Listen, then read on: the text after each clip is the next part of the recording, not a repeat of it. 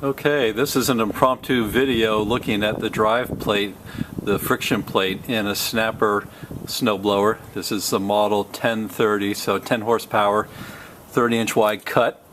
And I was having some problems with the gear shift. It was very, very tight. It was hard to shift gears to go from reverse into forward, or even forward 1 into forward 3 or 4 or 5. So I had it in the shop for belt work. They failed to fix this, and I kind of lost faith in them, so I decided to crack it open myself and take a look. And what I find here is a very simple mechanism. I'd actually looked online at some videos that are on there. There's a really good series by a guy named Donnie, hold on, I wrote down his name here. Donny Boy, D-O-N-Y-B-O-Y 73. You can probably hear the airplane going over. We're pretty close to the airport. Anyway, he's got some good stuff. But I thought I have a great view here. The sun is kind of lighting this pretty well, so I thought I'd record this just so you can get a good look.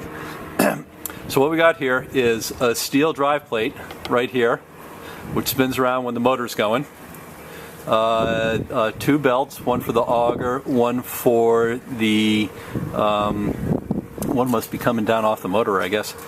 And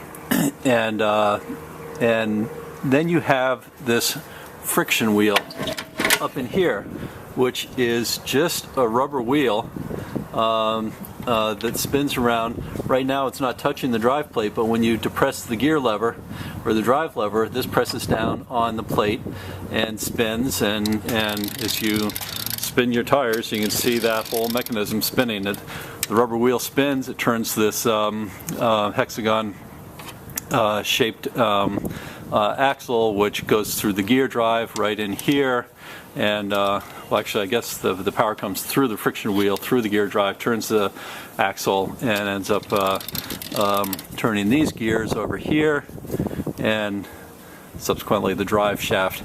So the problem I was having was I couldn't shift, and when I got this open, I found that this bar here was just bone dry, and this mechanism, the sliding mechanism, you really had to lean on it to get it to move.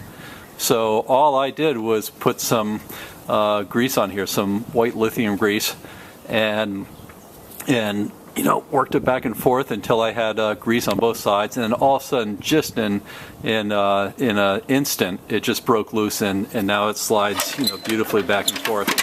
So so that was the problem. Now, originally when I was going to break that loose, I was thinking about using silicone spray in here. But fortunately, before I did that, I decided that was a very bad idea, because this is a friction plate, and it relies on the friction between the rubber and the steel to do the driving. And if you get something slippery on there like silicone, forget it. I don't think that that we get very good friction. So I'm careful not to put an excess on. I'm probably actually going to wipe a little bit off, just so that when it's going and spinning around real fast, it doesn't fling any sort of excess grease up there. Now, the other mechanism that's kind of interesting is the auger belt, which I'm suspecting is this one right here down on the bottom. That's controlled when you pull the lever up top. This idler pulley back up in here pulls in, puts tension on that belt, and the augers engage.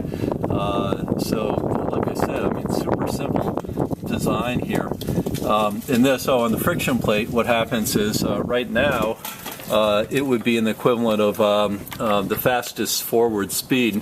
It's out at the edge of the disc is spinning faster than the inside part, and so the friction wheel is going to spin faster, the axle is going to turn faster, and the snowblower is going to go forward faster. The lower gears are closer in towards the center, where the plate is spinning slower to make one full revolution, and that's going to result in the whole mechanism turning slower.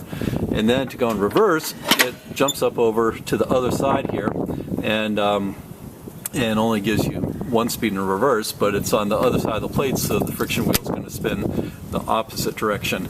You might notice up here there's a slot, and it sort of bumps up. Maybe if I slide it over this way, you can see see it better, it bumps up. I think that just picks the wheel up and over the center bolt down here, and then you're in reverse land over here.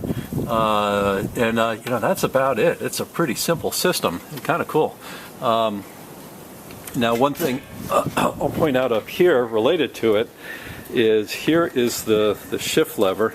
I'm not sure, it doesn't look like the lighting's super terrific here. Let me try getting down a little bit. Okay, so, you know, all the way down is the fastest. Here's reverse up here. I know it's upside down. What I ended up doing was I found that first gear in some snows was actually too fast forward. So I ended up taking a file and carving another notch right here in what had been solid steel, so that I get like a even lower gear. And all that's doing is bringing that drive pulley closer into the center nut, and it really seems to work. So that's it. It's helpful. I didn't show you how to repair much, but it was a good look inside of the workings of the Snapper 1030. This snowblower, by the way, is probably 12 or 13 years old. I think I bought it around 98, maybe 97, 98. So that's it. Okay, so we got the linkage put back together, which is right here. This is where I had it apart to work on the shaft. So this is the last part to see. Right now, looking at the drive plate, it is in the equivalent of 5th gear. Okay, could you move it to first, please? Okay, see how that slides over to the inner part of the circle there? Okay, now to neutral. See, in neutral it bumps up into that little jump up.